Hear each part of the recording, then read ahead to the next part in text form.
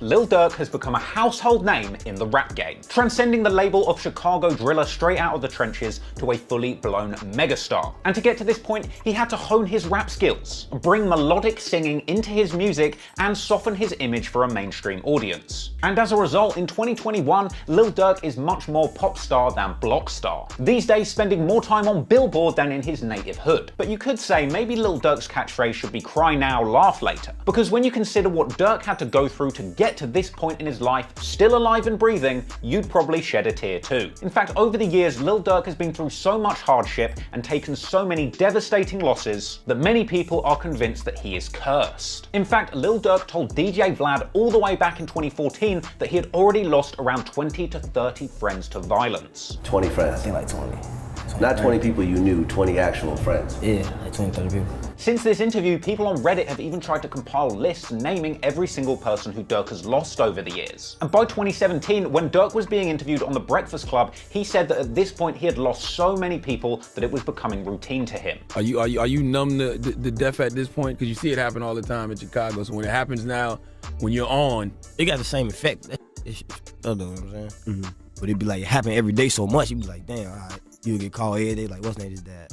You'll be like, damn. Like, you know what I'm saying? I was just with him a week ago. Right, nothing funny. You'll be like, damn, that's crazy. Mm-hmm. But it happens so much to us in Chicago, it's like, all right, this ain't nothing new. Now, if you watch the video from my Gangs of Chicago series about the war between Durk's 300 crew and JoJo World, you'll know some of the losses that Durk suffered early in his career. He lost his homie Lil Mo before he had even started rapping and paid tribute to his fallen friend in one of his earliest songs. Durk also lost his day one homie from 600 Dthang to gun violence after he was tragically gunned down only age 18 in a car on the corner of 61st and King Drive way back in 2011, with Durk honoring his fallen brother by getting a Dthang tattoo on his shoulder, a tradition of honoring his fallen brothers on his flesh that he would continue in the decade that followed. Now, if you watch that 300 versus JoJo World video of mine, then you'll know that Lil Durk's career blew up off the back of a little song he had called L's Anthem, a track which featured lyrics directly dissing Durk's ops, which many have suggested sparked a deadly gang war in the streets of Chicago that would continue on for years afterwards. Ironically, after L's Anthem blew up and Lil Durk's musical career begun to take traction, as Durk's name got bigger in the music industry, so did the target on his back and the backs of his friends. And even though Durk was having a lot of luck in the music industry at this point, his luck in the streets was less than ideal. In fact, just as his music career was beginning to take off, he immediately caught a gun charge, eventually being forced to do 3 months in jail. And from here, Durk's luck with firearms would only get worse. In June 2013, he was arrested after being seen by police throwing a .50 caliber handgun into a parked car when he saw the police approaching him. This put him in jail for another 13 days before he was able to bond out, with a witness eventually claiming the gun and getting Durk off of those charges a whopping 3 whole years later. But if it's not gun charges getting Durk down, it's gun discharges. In September 2015, Lil Durk's tour bus was shot up before a show in Philly, an incident which left a man dead, in an incident allegedly carried out by a man in an OTF shirt. We begin with shots fired outside a concert venue on South Street. One person is dead. A rapper was getting ready to perform inside the TLA while hundreds of people waited outside. Randy, do you know if there's a connection to Lil Durk's concert and the shooting? Right now, police cannot say for sure whether this is all related, but that rapper's tour bus was actually hit by at least one of the bullets. It's actually still parked right here in front of the theater, now part of this crime scene. The shooter was last seen taking off in a limousine. Our shooter was a male dressed all in black. He had some distinctive lettering written on the front of his shirt, but I don't want to identify that at this point because it could be gang related. With 3 suspects fleeing in a limousine after the shooting, but later getting apprehended by the authorities. Within an hour, police were able to track down that limo just a few blocks away. Skyforce 10 capturing this video of police taking 3 suspects into custody. It really does seem like bad luck just follows Lil Durk everywhere he goes. But I'm not the first person to notice this, because for some years now, there's actually been a very creepy video floating around the internet. And this video claims that there is a terrifying curse that's been following Lil Durk around for the last 10 years that he just can't escape. This is a curse that has plagued Lil Durk's entire career, inflicting Durk and his friends with devastating bad luck that oftentimes proves fatal. So today, we're going to take a closer look at that petrifying video and answer once and for all, is Lil Durk really cursed?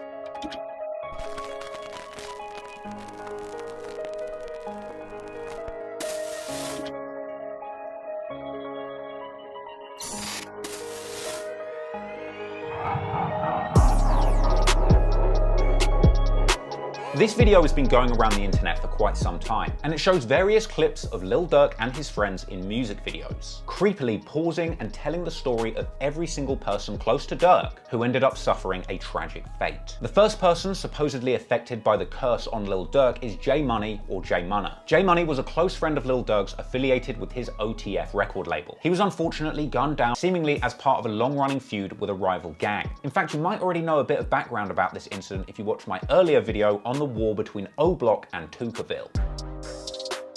As on September 2nd, 2013, Jerome Wood, also known as J Money, from O Block was allegedly set up, with J Money apparently visiting a location on the 6600 block of South Rhodes Avenue around 2 p.m. Allegedly set up by a girl on the ops turf, legend has it that J Money was expecting to see a woman he knew, but arrived to the location to be greeted by Lil B and KI from Tuckerville. He apparently attempted to flee down a gangway into an adjacent property, but he was unfortunately shot in the head, collapsing outdoors and not making it. Once the news of J Money's passing broke, Lil Durk mourned his fallen friend on Instagram, saying, "R.I.P. J Money. We just lost a savage who put tears in the ops family's eyes. You ain't never forgotten. Hashtag OBlock300, fuck the bricks." Another fallen brother of Durk's who appeared in that cursed video is Pluto, aka Lil Pat. He was sadly killed in a rollover crash on Lakeshore Drive in November 2013, with Durk mourning Pluto's passing on IG with numerous posts saying, "I ain't want to post a pic or answer the phone or shit. I'm lost. Hashtag RIP Pluto. Feeling like Pluto. I'm pouring up for you right now. RIP Pluto. RIP Pluto.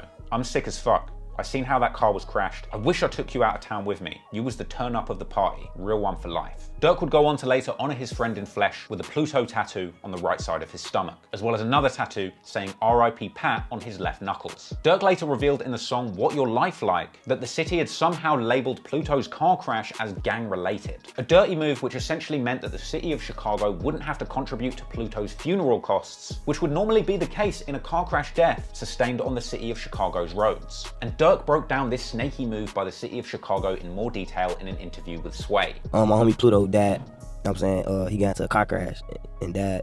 And you know, the city streets, if something happened, like a car crash, they got to pay. Yeah. They got to put money on something. Like, it wasn't nothing dealing with that. You know what I'm saying? They still ain't get no money up for his funeral, saying it was gang related. After those tragic losses, it's important to remember that not every single shred of Durk's bad luck is fatal, because the supposed curse surrounding Lil Durk also extends to lengthy and perhaps unfair jail sentences. Hey, shout out Skillshare for sponsoring this video. But in Trap Law Ross today, I'm big skrrr. Big skrrr. Big skrrr. Do you get me? Listen, look.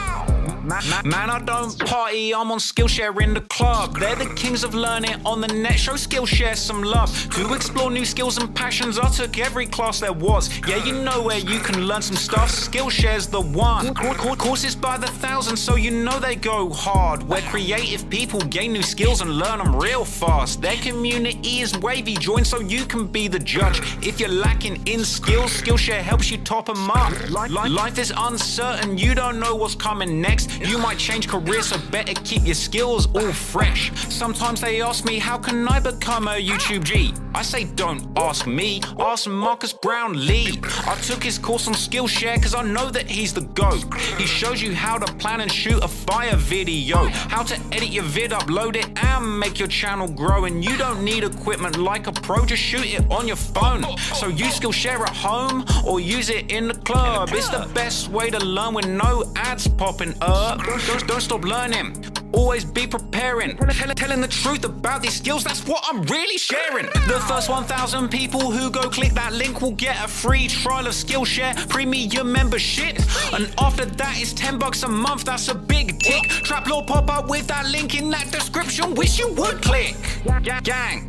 Come on people, join Skillshare today. Their creative challenges and productivity classes will help you structure your time and set up achievable goals, and you will learn hella new skills. It is straight fire, enhance your creativity, help support my channel, and click that link for Skillshare, baby. Thanks so much to them for sponsoring this video. Thank you for watching, and peace out.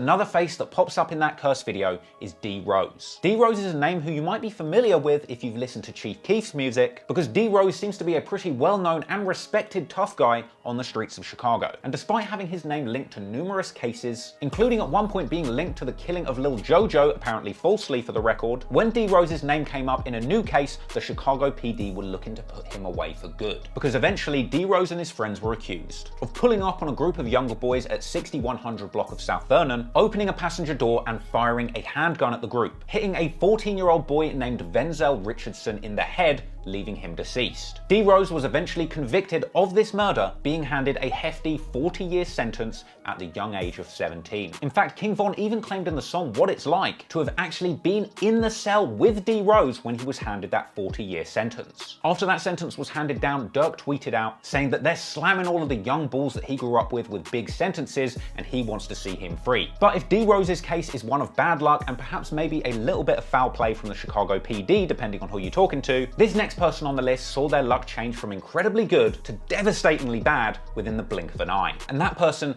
is THF Bobo, or Bobo. Now, Bobo's story is truly crazy. He is a close friend of Durk's who had caught a serious charge of double armed robbery, where a 40-year-old man ended up getting shot twice during the crime. Now, Bobo ended up getting held on these charges in the Cook County Jail for around 2 years. And this was the result of an insanely tragic and unlucky turn of events, because the victim of that robbery turned shooting ended up surviving 3 weeks after the incident, fighting for their life in the hospital before eventually succumbing to their injuries and passing away. This would mean prosecutors upgrading the case to a full murder charge. However, as a result of the victim still being alive for 3 weeks following the first crime, the prosecutors ended up screwing up the paperwork and missing the deadline to take Bobo to a trial. As a result, they failed to upgrade the charges from robbery to murder for over a year, leaving Bobo just sat in jail waiting. And it turns out that this actually violated Bobo's right to a speedy trial. Apparently, the law states prosecutors have 120 days to file charges, and as a result, after being held for 2 years and the murder charges not being properly filed by prosecutors, that late murder charge would end up being dropped, meaning that after around 2 years in jail waiting to fight a murder case, Bobo would finally be able to bail out on $10,000 bond for the robbery charges that were still outstanding. Now, that's an incredible stroke of luck for an accused killer. So he was seen bailing out of the Cook County Jail, wearing a grey hoodie, ready to enjoy his newly finessed freedom. However, it's hard to believe what would happen next, because story goes, as soon as he was released from jail, Bobo jumped into a car with 2 friends, riding off from the jail on South California Avenue. And then, within mere seconds, a white SUV pulled up on Bobo's car and opened fire, letting off over 20 rounds from 2 different handguns drive-by style. The shooting car crashed and the shooters fled on foot, leaving Bobo dead at the scene a mere 8 minutes after being released from jail. Now, the next batch of curses are seen in Lil Durk's music video for the song This Ain't What You Want, with THF Bezu bringing a particular amount of misfortune into Durk's life. Bezu was arrested by police for a 2009 murder 5 years after the act happened in 2014, with the police picking him up from Lil Durk's house. But this arrest ended up getting Lil Durk into a jam too,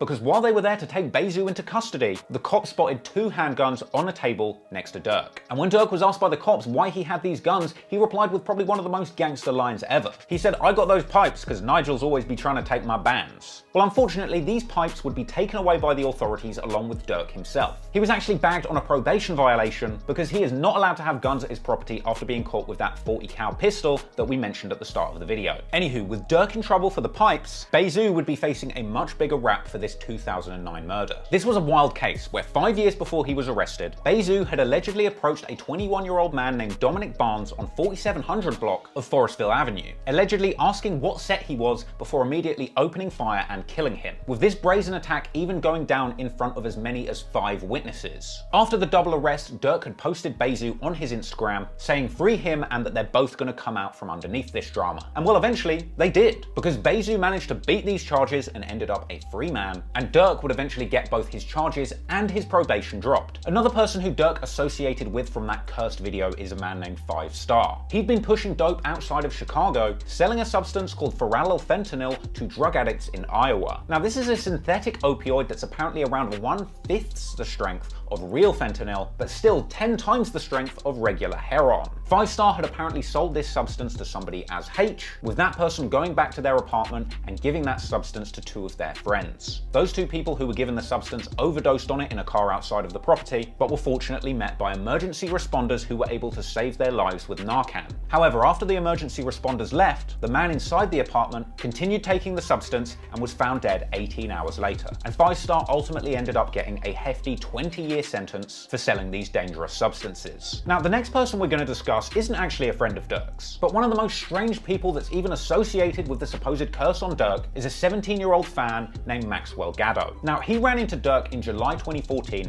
and posed for a picture with him, apparently taken by his girlfriend. But only a few months after this photograph was taken, in September 2014, he would find himself in grave danger. Gaddo's girlfriend was allegedly selling weed, eventually crossing paths with a guy named Dthang, a prolific finesser who had a habit of tricking drug dealers out of their drugs with fake money. Gaddo's girlfriend was apparently planning to sell $500 of weed to this guy Dthang. Dthang had apparently planned a weed heist with 3 other people, telling one of them to just go grab the weed and then run back to their car. One of the people who was involved in this caper was a guy named Hicks, someone that Dthang had just met at a barbecue not too long before this caper went down. So Dthang pulled up to the caper with a few of his friends, ready to get robbing. And apparently he decided to wait in the car and send Hicks, the dude who he'd met at the barbecue, to go and snatch the weed. So he got in the car, and apparently as soon as the 2 ounces of weed that they had agreed to buy was pulled out in the vehicle, Hicks pulled out a gun and started firing. Gaddo got shot in the back and died, with his girlfriend being shot in the face but fortunately surviving. Grieving friends and classmates of Max Gaddo turned to each other for support, stunned that the popular 17-year-old senior at Niles North High School was shot to death last night. Gaddo and a 17-year-old female were sitting in a car in the 9200 block of Kedvale when they were shot. Now, somebody else that's not mentioned in that curse video, but certainly another big loss for Durk, is Marvin Carr, known better as GBE Capo from Front Street and a member of Chief Keef's Glow Gang. At 1:45 p.m. on July the 11th, 2015, at the 7700 block of South Kingston, Capo was targeted in a brazen drive-by, getting hit in the back and the hip and later dying in hospital. Now, there was even footage that was captured at the scene following this incident that is far too shocking to show on YouTube. But this shocking assassination was followed by an even more shocking situation, because following the shooting, the driver fled the scene, going on a 3.5-mile high-speed chase away from the cops, with this chase ending when a driver hit a bus stop at around 60 miles per hour around 63rd and Ellis. And waiting for a bus at this bus stop was a young mother, with her 13-month baby Dylan Harris in a stroller. But the sad truth is, that 1-year-old baby was seriously injured by this crash and would later go on to pass away in hospital. The getaway driver in this hit who was responsible for killing that child, Antoine Watkins, was eventually convicted of reckless homicide and sentenced to 8 years in jail, with the mother of that baby screaming "You killed my baby" at him in the courtroom. That's right, a measly 8 years for killing a 1-year-old child in front of their mother. Nice work, Chicago. And nobody was ever charged for the killing of Capo. Following this tragic series of events, Durk responded to Capo's passing with a heartfelt post on Instagram saying, "Rest up, my boy. We was just saying how OTF and GBE back in it crazy as hell. Keep your head up. No limit," with Durk going on once again to memorialize his friend in his flesh with an RIP Capo tattoo on his wrist. That's a lot of heartache for Durk to endure. With this many friends and associates lost in the streets, you can understand why people think there's some kind of curse on Durk. However, this really is just the tip of the iceberg. 2 big names that are often associated with Lil Durk are of course Rondo No. 9 and LA Capone. LA and Rondo rep Team 600 and Steve Drive, the latter named after their friend Lil Steve, who was tragically gunned down at the young age of 15. Durk, Rondo and LA were all together in the music video for the song Play for Keeps, as well as having appeared together on the legendary trio banger Brothers. And you can imagine that the loss of these 2 brothers would have been devastating for Durk. Now, I broke the Rondo No. 9 story down in great detail in another video on my channel, so go give that a watch if you want the entire Rondo story. But long story short, after an altercation at a party, Rondo and others were lurking in the streets looking for ops to get back on. And in a case seemingly of mistaken identity, Rondo ended up playing a role in murdering an innocent cab driver who just happened to be in the wrong place at the wrong time. Rondo was given 39 years in prison for his role in this unprovoked murder. Durk reacted to the news, making a free Rondo post on Twitter and telling Rondo to keep his head up while he's in jail, suggesting that they might even release some of their old music together. And we know, come with the street shit, you know what I'm saying? Jailing for nobody, I won't wish it on the worst ending. You know what I'm saying? If you're not keeping his head up, head up. Yeah, got a lot of songs Rondo that ain't been dropped. So y'all tag DJ Bands, tell him to drop all the songs or drop at least one. for me and Rondo. And apparently Durk also got himself a number 9 tattoo too. But if Durk lost Rondo to a case of mistaken identity in the streets, Durk's loss of LA Capone would be an incredibly personal, direct result of the tit-for-tat killings in the gang wars of Chicago. On September the 26th, 2013, LA receives a call from a studio owner that he had been trying to book a recording session with. He told LA to come through to record and to come alone. LA goes to the studio and starts recording, with clips from this final session even circulating online. No, fuck, I'm coming, man. Jakes don't like us standing on the block.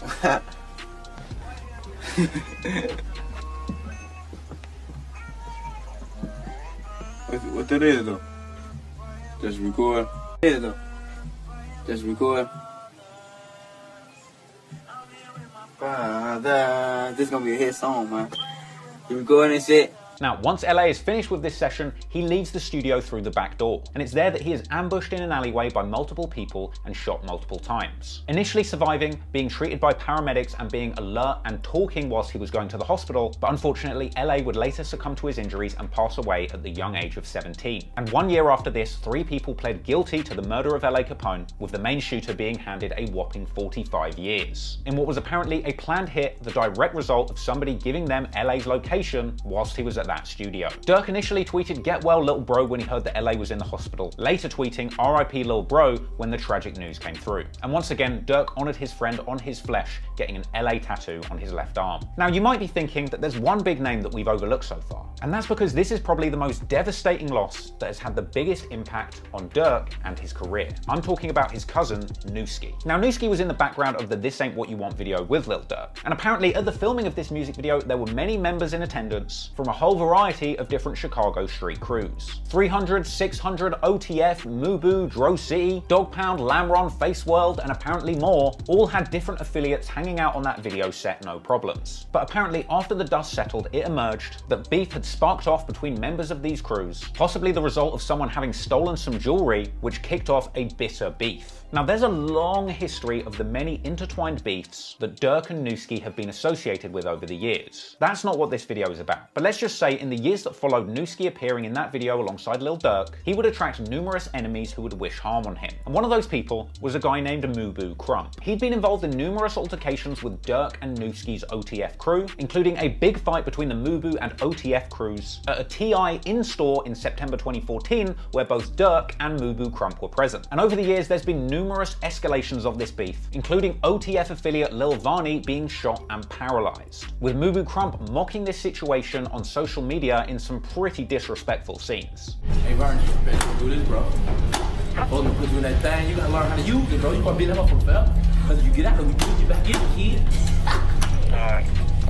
Crump also rapped about Varney's injuries in his song OTFK. Put the muscle in the chest. Fellow Chicago OG King Louis was shot in the head, with that reportedly having something to do with this beef, and in a tragic turn of events, OTF Toon, who's actually Rondo No. 9's cousin, was murdered in a grisly hit, where both him and his 62-year-old grandmother were shot in the head. They are a grandmother and her grandson. The two of them had been sitting in a minivan. This was at 79th and Laughlin when a gunman opened fire. The grandson was killed. The grandmother now in critical condition. So, that's a lot of grisly bloodshed in the streets. And story goes, as a result, Nuski was rolling pretty deep in the streets of Chicago, always ready for trouble if his enemies pulled up. This got to the point where apparently Nuski was so well known for carrying guns, he got the nickname Nunu Got the Strap. And well, living this lifestyle often can only end up with one tragic end. And realizing this, at a certain point, Nuski's cousin Durk wanted to get him far away from the beasts in the streets and into a safer career in the music industry. So Durk tried everything he could to get Nuski into the studio and out of the streets, turning Nuski's nickname from having guns in the streets to his musical trademark, preparing him to release his first project, Nuski Got the Strap. So with Durk's help, Nuski was picking up a buzz in the rap game and grinding hard in the studio, well away from the streets. Now man, since the last interview, man, what's been popping with you, man? Shit, man, just working. I'm in the studio 24/7, you hear me? Yeah. That's some new shit dropping, man. And Nuski was popping up on songs collaborating with Lil Durk too, tracks like At the Top and OC, so you could tell that Nuski was headed in the right direction in life with Durk's help.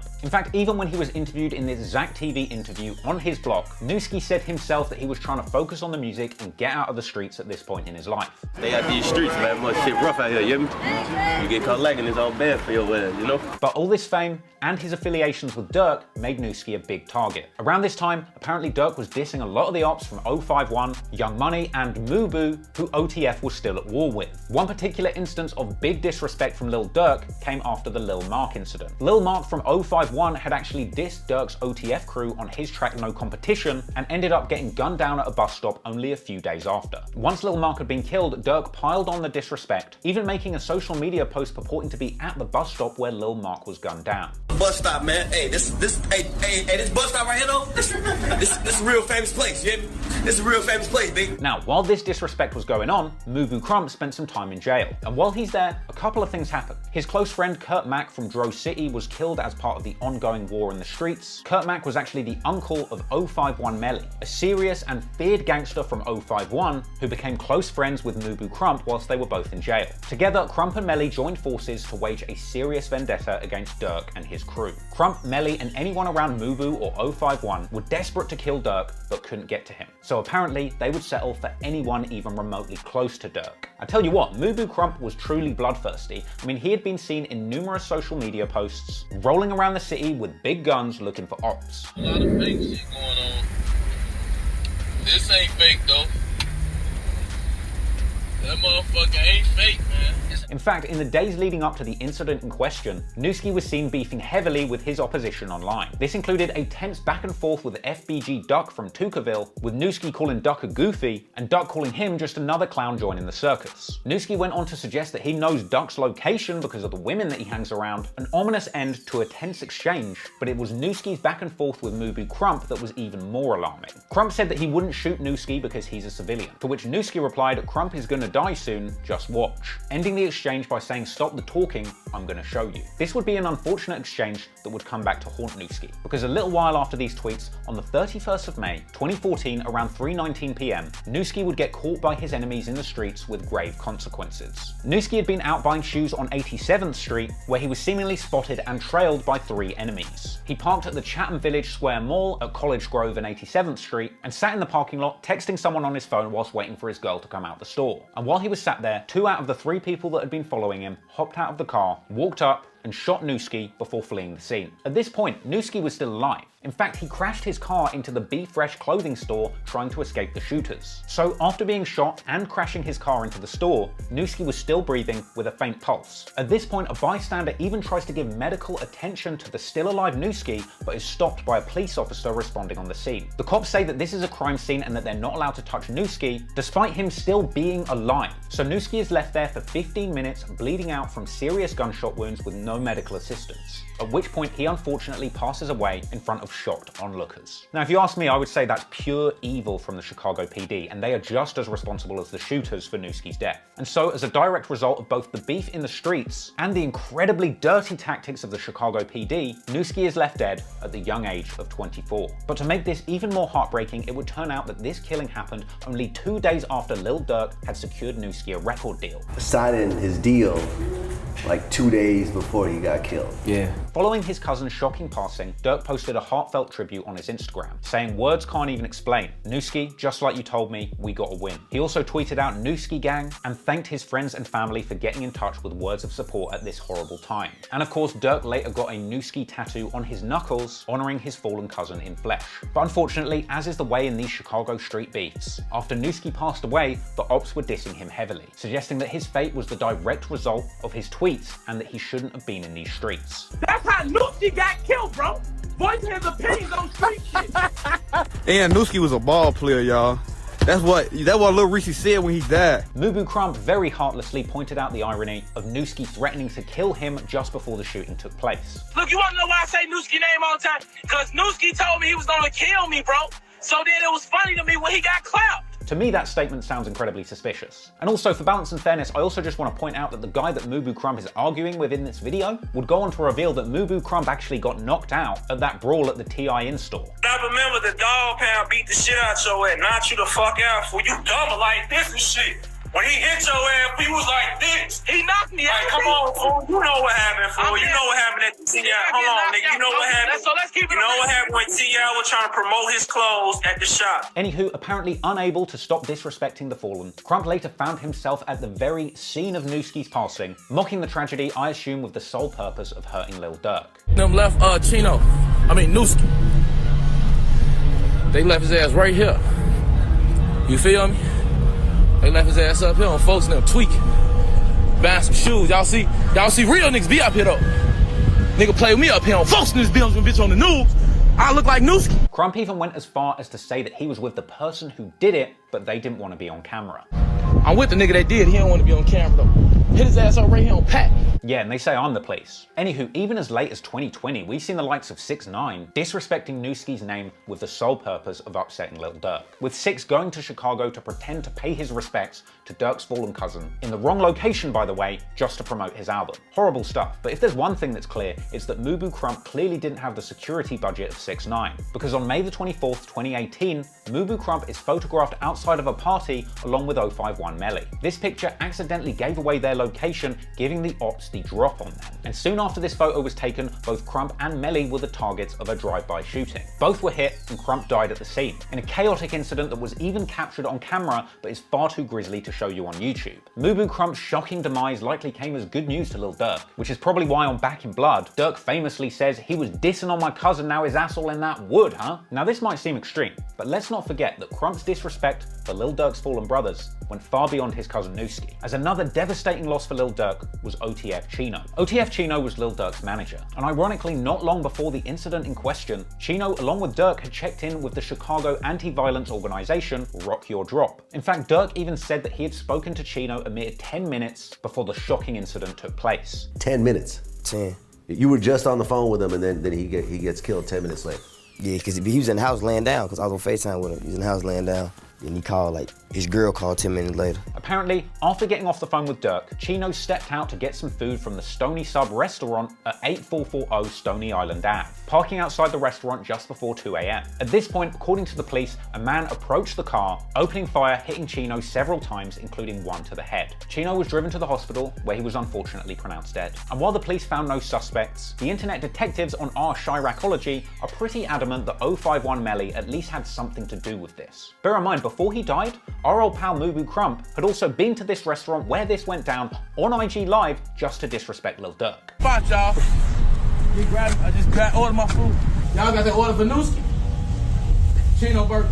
As you know, Mubu Crump was shot in a drive-by with 051 Melly, where Melly survived and Crump passed. However, Melly's good luck wouldn't last so long, as he too was shot dead at a party several years later. An incident which was also captured on video, but once again is far too shocking to show you on YouTube. And it was these incidents and videos that caused King Von to famously rap, "Crump was doing all that woofing and he ain't even make it, Melly got shot in the party, started Harlem shaking." After the news of OTF Chino's passing, Lil Durk posted the following heartfelt post on his Instagram. "Rocking my drop chain for Chino and the rest we lost. Your family in my prayers, we're staying strong, still the King of Chicago album, still dropped May the 12th, single on the radio, streets can't stop me, I'm still on my Lil Durk shit." And naturally, Durk would go on to get Chino tattooed on his left shoulder. Now for some years following the deaths of Nuski and Chino, it seemed like Durk had managed to escape the many tragedies associated with the curse on him, as his career and safety seemed to be in a good place for quite some time. And of course, moving to Atlanta was clearly a smart decision for both his career and safety. However, back in Chicago, tragedy was never far, and in 2018, Durk would lose yet another of his close friends, but this time, not to violence, but to drugs. Fredo Santana is a Chicago drill legend, having appeared on numerous songs that sparked the entire Chicago drill movement, and classic bangers like Beef with Lil Durk and Lil Reese, My Lil Nigels with Chief Keef and Reese, and On That with Keith. At one point, Fredo Santana even hilariously threatened to pop the entire Migos, and he even at one point appeared as the villain in Drake's music video for Hold On We're Going Home. Although he's affiliated with Front Street, Dipset and the BDs, Fredo Santana was respected all over the city for his contributions to Chicago drill music. But unfortunately, Fredo was also heavily into prescription drugs, apparently the result of street trauma and what he described as PTSD-like symptoms from having lost so many friends to violence in the streets. And this drug habit would begin catching up with Fredo Santana around March 2017, when he was hospitalized after a seizure. At the time, blaming lack of sleep for the issue, but following the hospitalization, Fredo Santana was diagnosed with epilepsy and given medication, but he would continue to suffer from multiple seizures. And at that point, he stopped seeking medical attention after they would happen. So it didn't take long for him to find himself back in the hospital, this time with kidney and liver failure. Posting a picture of XXXTentacion visiting his bedside on Instagram, along with a caption that said, "Been in here since Friday, doctors say I got kidney failure and liver failure, I'm getting back to normal, sorry to all my fans, Turbo Bandana will not be dropping tomorrow due to my health issues. Thanks everybody who prayed for me, I wouldn't wish this on my worst enemy." Fredo would later reveal that he was found on the floor shaking and bleeding out of his mouth. After this, he tweeted out suggesting that he would be slowing things down and heading to rehab.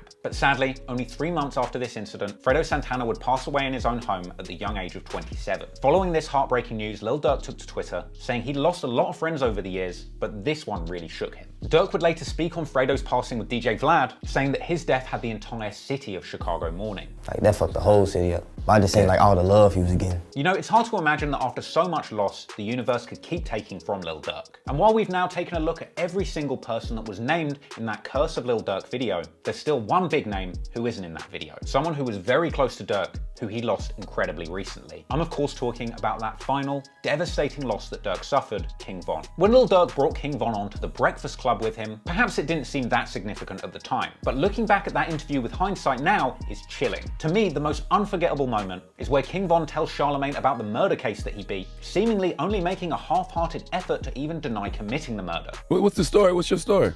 My story, shit, yeah. I just got out of jail for just beat a body in 2 attempts. Like, so you was in jail for 2 murders? Yeah, 1 murder and 2 attempts. I just beat. How you beat that?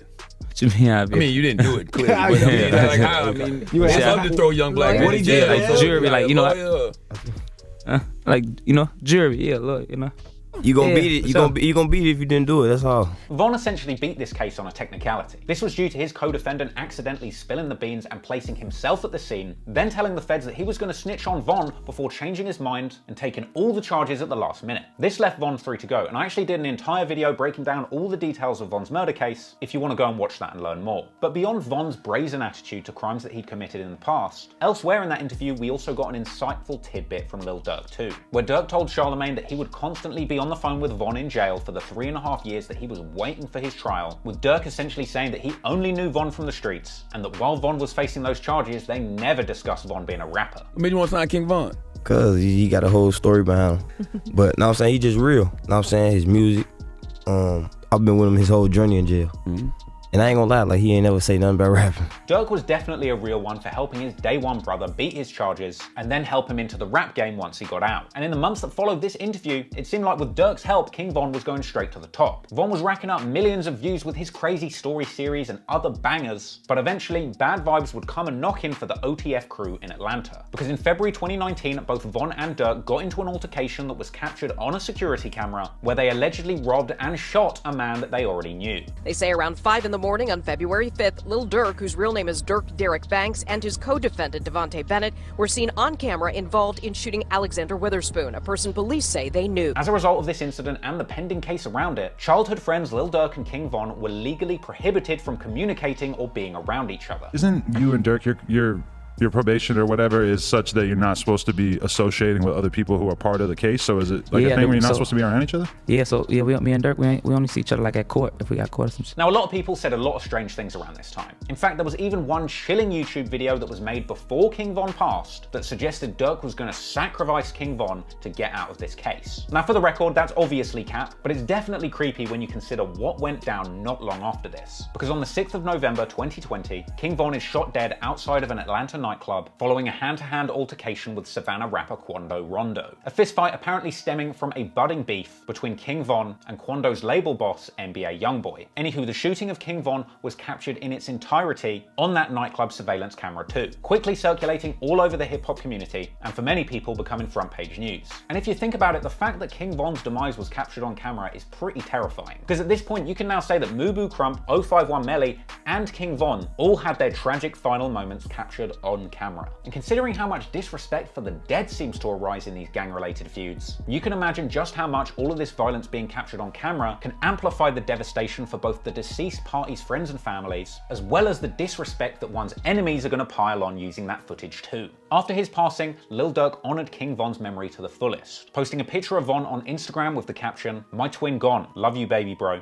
D-Roy." And of course, Durk went one step further, putting a picture of King Von on the front cover of his hit album The Voice, along with script saying "Long live grandson," one of King Von's nicknames. Now look, I'm sure a lot of you have got to this point in the video and are fully convinced that Lil Durk is indeed cursed. But there's something really important I want to get across with this video. Lil Durk is not cursed. There ain't no curse. Curses aren't real. People have pointed to this curse before and said Lil Durk needs to be avoided at all costs. But the reality is, when you come from the trenches like Lil Durk and his friends do, your life is likely to be filled with more pain and suffering than the average person. Dthang was born on September the 15th, 1989. According to their mother's memoir, Dthang was in many ways the polar opposite of his brother Durk, who was known as a wild child. However, Dthang also had a short temper, which would often get him involved in fights, and as he grew older, he would also begin to spend a lot of time with older guys from the block, who were hanging out near their home on the corner of 72nd and Green, this area being associated with a local gang known as Dog Pound. Durk was seemingly always close with the Dog Pound crew, but likely due to his closest friends being from Lamron and Taytown, he would also spend more time in that area, despite living in the Dog Pound's hood. Man, what block we on, Joe? Where we at? 72nd and Green. What's happening right now, man? What's good, man? Man, Billy D birthday, man. My cousin, shit, out here getting it. Everybody out here? Yeah, man. And it's a big drill out here, man. It's a big drill? Big drill. Where y'all from, man? Boy, where y'all from, fam? This dog pound right here, man. Dog pound wrong, blah.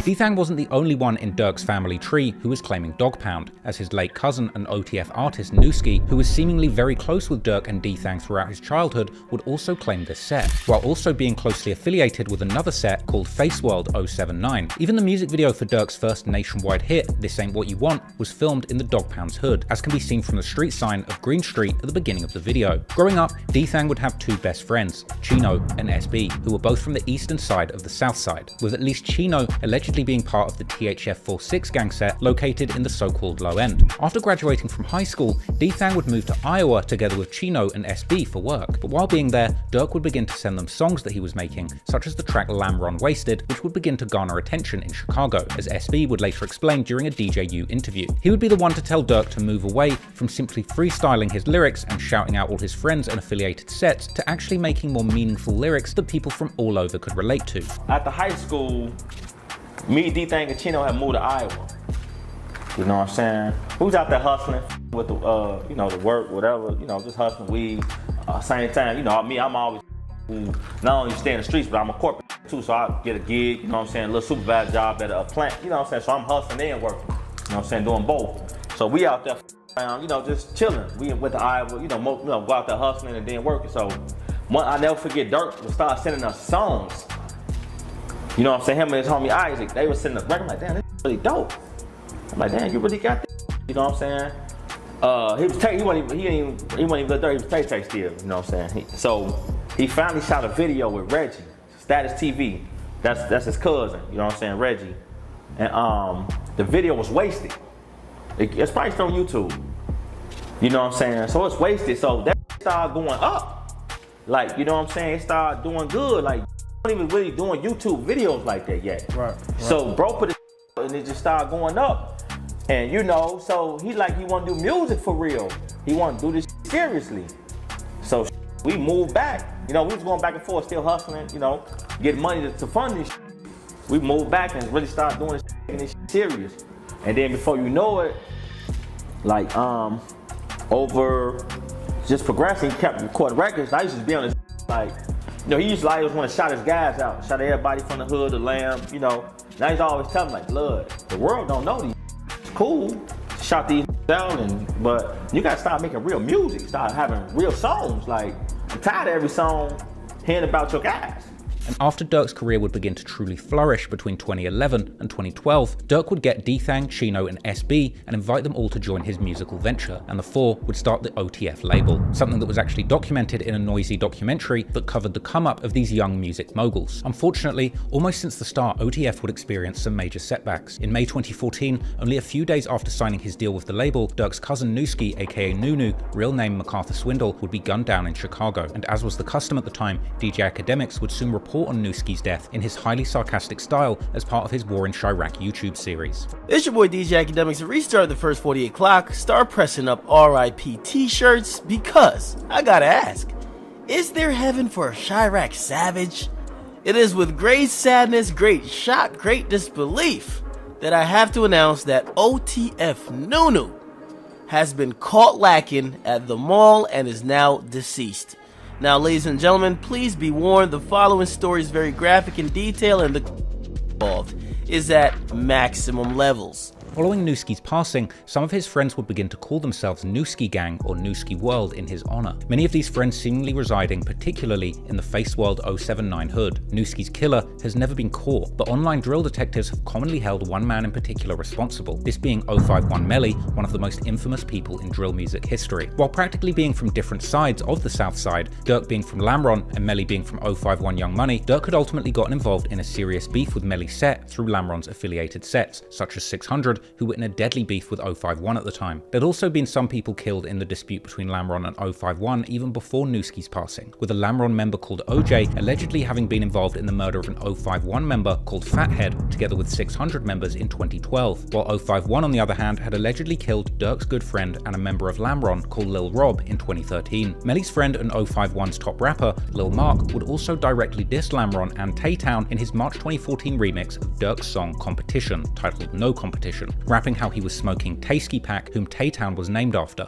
as well as Lil Rob, before saying that he's 300k and die L's, with L of course standing for Lamron. Only days after dropping the diss song, Lil Mark would be tragically killed at a bus stop, allegedly by Lil Durk's friends, one of these rumoured to have been King Von himself. And after this, Durk would diss Lil Mark in 600 rapper E-Day's remix to the song War, saying how he was smoking on him. Durk would also film a highly disrespectful video of himself at that very bus stop where Mark had been killed. Nuski had also gotten into an online beef with Melly's good friend and Durk's former friend Mubu Crump, who had a bitter falling out with OTF sometime in 2013. And following Nuski's death, Crump would film himself at Nuski's death site, even saying that he was at the scene with Nuski's killer, making many believe that this person was indeed Melly. I mean, Nuski. They left his right here. I'm with the did. He don't want to be on camera though. Less than a year after Nuski's death, OTF would suffer another major blow, as OTF Chino, real name Uchenna Agina, would be gunned down in March 2015, while sitting in his car outside of a fast food spot in the 8400 block of Stony Island Avenue, after he had taken part in an anti-violence event. Nuski and Chino's deaths were devastating for Dthang, as he would often let his followers know on social media. Chino's murder also remains unsolved, but once again, the same two people, Melly and Crump, would be associated with the hit, with Crump being the one to diss Chino the hardest, again going to the murder location and asking the cashier at the food shop if they had an order for Nuski, calling his meal of choice the Chino burger. Hey, y'all got that order for Nuski? Chino burger. Chino burger. Meanwhile, only a few days after Chino's murder, Melly would tweet a tribute to his fallen friend Lil Mark, together with a cryptic line that indicated that Melly had gotten some kind of get back for Mark. Melly was also fond of dissing both Nuski and Chino on social media, and he too would join in on Crump's burger joke during one of his Instagram lives. Just like me a piece. Yeah, Chino burger. That's what they said. Crump would continue dissing Nuski and Chino, sometimes aiming his words directly at Dthang, commenting under his tribute post to Chino in 2017 how Dthang was the reason that Chino was dead, while Lil Durk was the reason that Nuski was dead. Clearly, Durk and Dthang were big targets for their enemies in the streets who had already killed people close to both of them. According to Durk and Dthang's mother, Dthang himself would end up getting shot twice between 2016 and 2017, but little is known about these incidents. Fortunately, he would seemingly survive both events with relatively little injuries. Mubu Crump, however, wouldn't be so lucky, and in May 2018, he would meet his end as he was gunned down in front of a house party during a drive-by shooting, where Melly would allegedly also get hit, but survive. The killers have never been caught, but the most popular theory online, surprisingly, points to the rivals of OTF, particularly a member of the STL EBT set called Can't Get Right, aka Get Right or Man Man. This theory being further boosted by the claim that another STL member, the infamous shooter Wooski, was allegedly later caught with Crump's murder weapon. However, this claim has seemingly been debunked by the YouTuber Loyalty and Betrayal. Let's just be clear. Wooski was never arrested with a gun. He was arrested because he shot somebody in the leg twice who didn't want to press charges or whatever. But he was not arrested with the gun. The gun, the shell casings that they found, that they said with that shooting, that they are, I guess, assuming go with that incident, being how the guy moved, the gun obviously moved. So I'm not sure how they matched that up to say that belonged to that.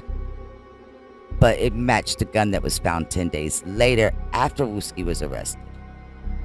So Wooski didn't get arrested with the gun. So all those videos have false information.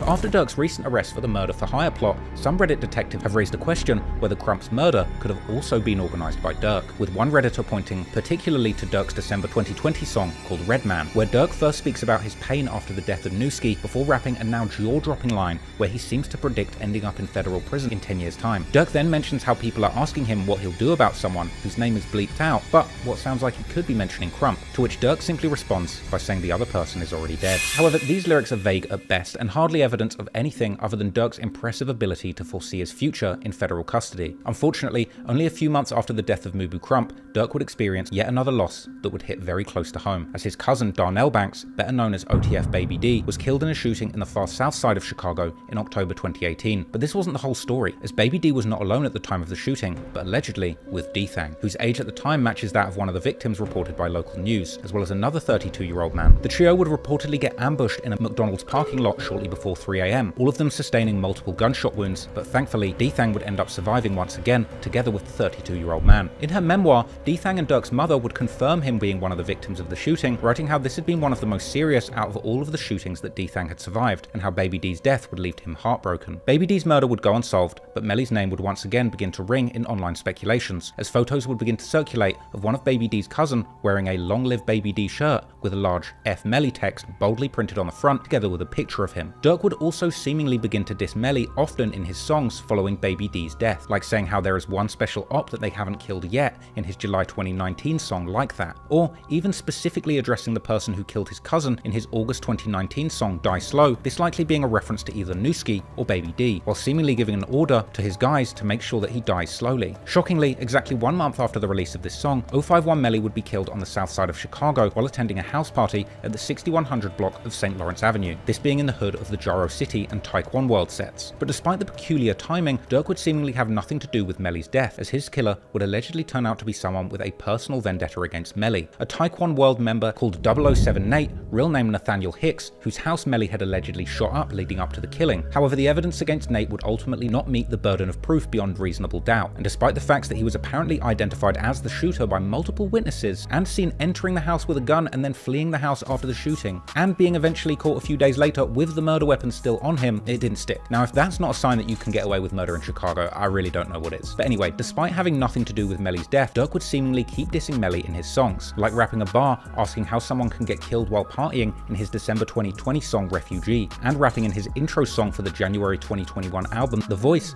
that since the person who killed his cousin is dead, he can finally rest, as well as seemingly calling Melly his favourite op who's now dead in the August 2020 song Bad Guys by the former OTF rapper Timo. Dthang, on the other hand, would tweet in June 2020 how every op that ever shot him is now dead and that he walks around with 50k in jewelry in his hood, with Chiracologists taking this to mean that Baby D's killer was now dead too. For Dthang, the shooting that killed Baby D was a near fatal moment and should have probably served as his final warning to get as far away from Chicago as possible, but unfortunately this was not the case, as Dthang would seemingly keep returning to his hometown time and time again, until finally in the summer of 2021 his luck would indeed run out.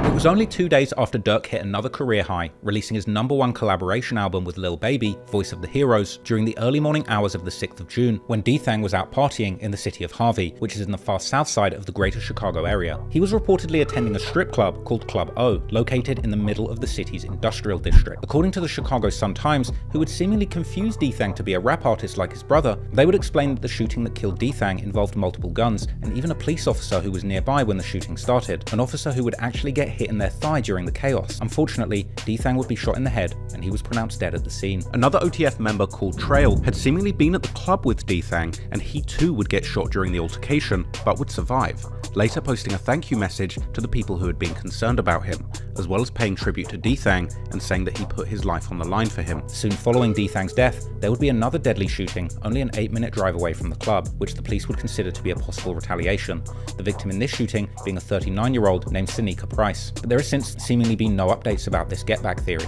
From here, the media and fans would find out about Dthang's death, and Reddit would light up with questions and theories, with many wondering why someone as famous and wanted as Dthang, who had so much at stake with so many enemies, would risk going out partying at such a risky location. The internet would quickly turn into a hub for speculation, as amateur sleuths pieced together their own theories about what might have led to the murder, with some theories speculating that Dthang had been killed due to his alleged past as a shooter for his Dog Pound set. These theories revolving particularly around Dog Pound's Dump Street, also known as Gutter Gang or Nate Block, sets that are part of the so-called No Love City alliance formed between numerous majority gangster disciple sets around Inglewood. As mentioned earlier in this video, No Love sets have been beefing with the BD sets from Inglewood like Lamron and Dog Pound since at least the early 2010s. Redditors would speculate that Dthang's murder was get back for the 2013 murder of a man called 8Ball, real name Marcus Rush, who was allegedly part of a set called CMB or Crazyville. This set having years-long ties with Dump Street, while having had at least a decade-long beef with the Dog Pound. Dthang himself having dissed the set all the way back in 2014, with the wildest theories even claiming that it was Dthang himself who had actually killed 8Ball, while the most attuned drill whisperers would reveal that many members of 8Ball's set had allegedly been posting tributes to him right after Dthang's murder, with some of these tributes still seemingly being available online. However, many would question the rumors about Dthang being a killer, as he had always presented himself as more of a businessman than a bona fide shooter, although Dthang himself would change his Twitter handle to Dthang 2 times in 2017. Now, the number and X combination typically symbolizes in the drill culture the number of bodies a person had caught, with the other Dthang from the 600 set using the same combination to seemingly claim 3 bodies. But whether Dthang himself had been behind the murder or not, he had certainly been dissing both CMB and Dump Street, aka Gutter Gang, before his death, making sure that he still had enemies in his hometown. Dthang had seemingly also indicated that the younger generation of CMB and Dump Street had been dissing Lil Durk and OTF, saying that he doesn't even know them and that all his ops are dead already. And after Dthang's death, CMB would seemingly return the favor by posting slick comebacks, as one member would post on his Facebook the morning after how Chief Keef had been the smart one to leave Chicago with all his friends, as they were all still alive, while another member would post how the BDs might run the industry, but the GDs still run the streets. This was followed a few days later with another member posting how they'll get into it with anyone, together with an 8-ball emoji, while another member would post how all their ops are dead. Meanwhile, some Redditors have claimed that Dthang was killed because he had been bragging about putting money on Duck's head while being in the club that was frequented by the GDs. But whether Dthang's murder was connected to the war that had been going on around his old neighborhood for years, or to something else. Man, it's some tragic news coming out of Chicago yesterday. It has just hit the internet that it's now been confirmed that legendary Chicago rapper and affiliate of Lil Durk's OTF crew, THF Bezu, has passed away. There were reports that he had died yesterday. Apparently he was the victim of a shooting where he was hit with rifle rounds. There was a lot of speculation on as to whether he was still alive. It was posted that he passed away. A lot of people denied it and said it wasn't true, but now I've woken up this morning and I've seen the news is apparently official that Bezu has passed away. This is the post on Reddit. It says, yeah, it's official, RIP Bezu. And this is a post from Duty Low, obviously, who's another person that's very close to Durk, OTF, and all of those guys, man. And it's just really sad. It says, my BFF, my brother, my dog, taught me a lot. This one hurt whop. Man, everybody know our relationship. I got your kids for life. When I got shot, you jumped on the road, no questions. And this is just super sad, man. Look, anybody that knows my channel and anybody that knows my content, you'll know that I've covered Bezu a lot. I've spoken about him a lot. I just did a documentary on THF not so long ago. And just it's really sad to see, you know, but at the end of the day, this is somebody who was very, you know, deeply involved in a lot of the politics in Chicago. You know, he was involved in a lot of beefs. We don't know exactly who's responsible for this right now, but it is true, and he's passed away, man. So just really sad news to hear, and I know a lot of people are going to really be hurt by this one. You know, Bezu was a legendary rapper as well as a, you know, street figure. He had that legendary song Beat That Body with King Von, you know, all the way back in 2018. Him and King Von really started their rapping careers at the same time. And it's just so sad to see how he went out, man. So there is actually footage of the shooting. I'm not going to show you this here on YouTube, but we'll look at what some people are saying just about how this went down. It looked like he was out shopping, man. He was with some people. They were loading something up into the car, and then just a group of guys just ran up on them, man. They're just over here, and there's a bunch of shooters. They run up here, and they just take him out, man. And look, I'm no disrespect, but the way that this footage looks, it looks a lot like the FBG Duck murder. You know, they just a bunch of guys just run up, blitz, just shoot them all really, really quickly and then just run away. Nobody has any time to react. And it's just so sad to see, man. Yeah, it's just messed up. The comments here, it says, damn, they definitely wanted him. That stuff is broad day. It said the man in the grey hoodie wasn't easing up. And they said the dude in the black was spraying them just as soon as the grey guy was finishing them off. It says, damn, there was no way he was surviving that. Because if you see the footage, they stand over them, they shoot them a whole bunch. It's super messed up. It says, on God, he dropped after just the first 2 shots. Everything after that was just confirming the kill. So sad, man. It says, what the F? This footage is crazy as hell. I said it 1,000 times, but I'm going to say it again. It's insane how we can get instant footage of someone getting killed nowadays. People saying, yep, that shooting literally happened yesterday. The news just got out this morning that he died and the footage is already out. Usually it's months before footage come out of something, but you know how this stuff goes. People saying, boy, what the F? They're saying the dude with the assault rifle was taking his time firing. They're saying, damn, Zoo peeped them last minute and knew it was over last second. That's what they say. It says they must have stalked him out for them to lock in on the same target like that. It wasn't even a drive-by or nothing. They clearly wanted Bezu. It says, of course they did. Nowadays, people have to catch their ops out of their hood. People saying they were lacking hard, but it says it was bound to happen eventually. Nobody can stay on point 24/7. And someone makes a good point here. It says, unless you're out of state, staying in the rack ain't it. He should have been somewhere else. And that's why being tough isn't worth it. And you got to let stuff go. You got to prove yourself. You're going to prove yourself on somebody, then somebody's going to prove themselves on you. Life is better when it's not that serious and you can loaf without worrying about dying, man. So, yeah, they're saying Zoo was lacking. It's crazy. It says being a street dude is the worst type of way to live. Just that little second you let your guard down, you lose your life. You can't even take a second to read or respond to a text outside the comfort of your own home. RIP to him and get well soon to everyone involved, man. It's super sad. So this is the post announcing that he passed away. People are saying, RIP Bezu, didn't even make it to 40. Shake my head, it's crazy. I've seen too many deaths in this drill thing, man. Him and Melly are both gone now. Saying 35 as a street dude in Chicago is still kind of old, though. Many don't make it to 20, not even 25. So he was out here for a pretty long time, even though he was locked up for many years as well. Okay, people are saying this might be Lil Durk's biggest loss since Dthang. Out of all the other affiliates who passed after Zoo was the main connection to THF, is no telling where it will go now. And that's a really good point, because obviously we're seeing all of this beef between THF and, you know, Lil Zay Osama's team. You've got these guys, BVC, 6300, there's all this stuff going on with them. And then obviously they got the main beef with 63rd, you know, with the Gangster Disciples, with the, you know, with the guys from St. Lawrence, FBG Duck, all of these guys, bro. So there's actually so many people that could have been responsible for this. It's hard to even know what's going on. Okay, people saying RIP Zoo, it's crazy. Had anyone said the big homies of the O Block and THF will be taken down within months of the same year, we wouldn't have believed them. RIP Duke too.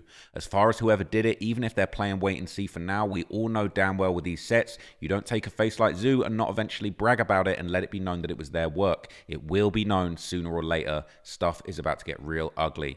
And people are saying, I'm sure THF knows who already did it. No doubt they've already talked to them. They be calling each other. And that's crazy, because these guys do really be calling their ops, man.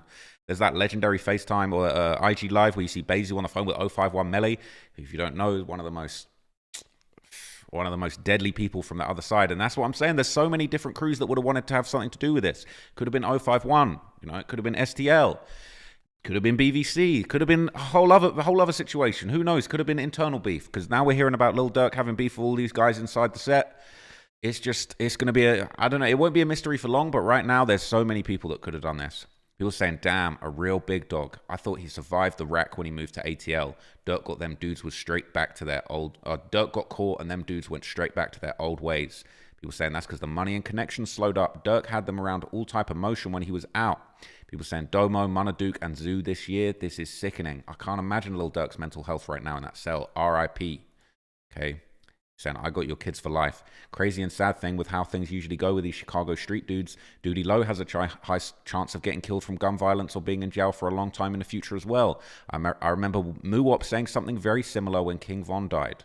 AKA, I got your kids for the first few months until bruh. It's crazy, right? It's crazy. We're not doing that in this video, okay? SN, I know Smirk must be going through it. If he already knows, his mental health must be in pits, man. So, yeah, it's super sad. There's been a few responses. This is a member from THF. This is THF Rome. People are saying that he must be so numb to this death. It says, this is the streets. This is how it go. It's a revolving door. You take some, you lose some. Yeah, it's a real member, but unfortunately, this is a revolving door, so take heed of that. Zoowop for life. So he's basically saying somebody's going to get hurt over this, and that the next person's going to check out soon. He said, I'm keeping it real. It's not a movie or a video game. If you're going to play in the streets, street stuff going to happen.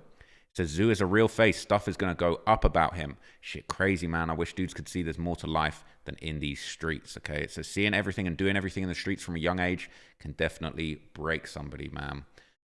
It's sad. So what's interesting, this is another clip that's going around, funnily enough, okay? This is a resurfaced clip of Bezu speaking where he basically says, look, I don't even want people crying for me at my funeral. Look at this.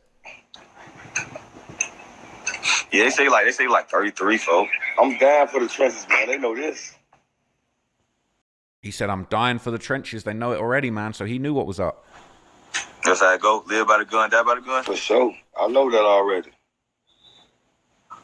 He said he already knows. Just live by the gun, die by the gun. I ain't ducking shit. Whatever you got coming to you. I swear to God, I heard. Don't be sad. I heard a lot of y'all ass, but my son, I know what's coming to me. Yeah.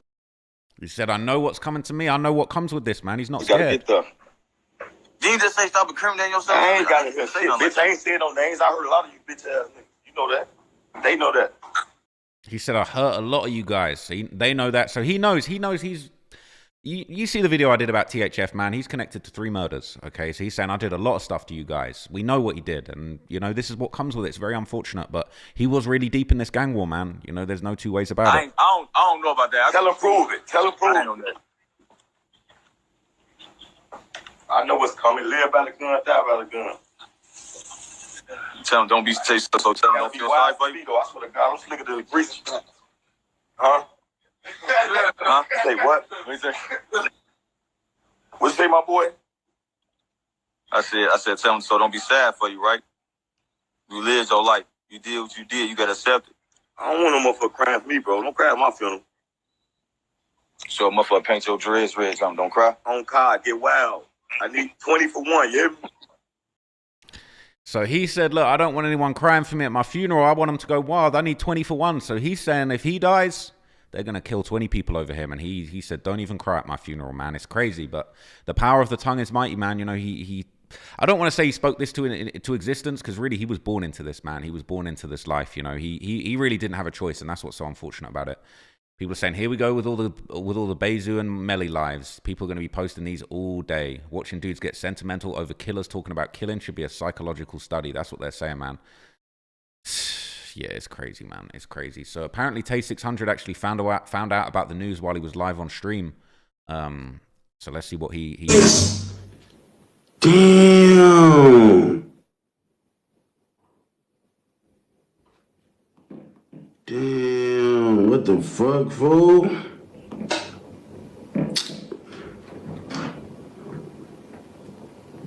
What the fuck, bro?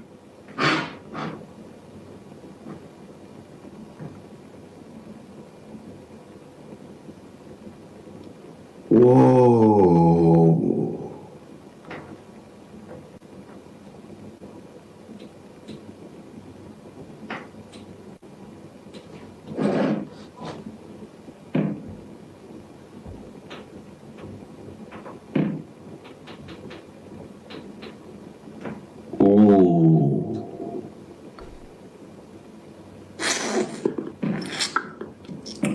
Whoa, never.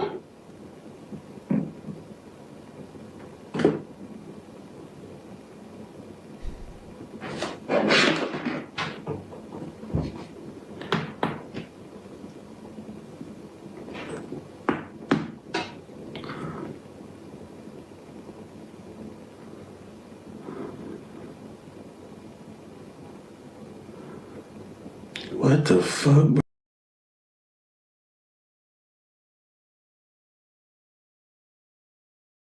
Man, it's just so sad, man. You know, I know there wasn't too much to that reaction, but I feel like we all felt the same. You know, I was out for dinner last night with DJ Academics, man, and you know, we just got the news that Bezu passed away, and we was at the table, man. It was a really sad feeling. You know, we was all looking at the news and looking at the updates and just trying to get to the bottom of this thing, man. At that time, it still wasn't fully confirmed. We didn't know if it was true. But it really affected us, man. You know, Remo and Academics have both had sit-downs with Bezu. You know, we was talking about, you know, they were telling me about what he was like as a person. They said he was a real cool dude. You know, Remo was talking about how he, you know, he really got one of the most legendary Bezu interviews. Like, this is a guy that doesn't really do interviews. Obviously, there's that legendary link up with all the OTF members and Academics.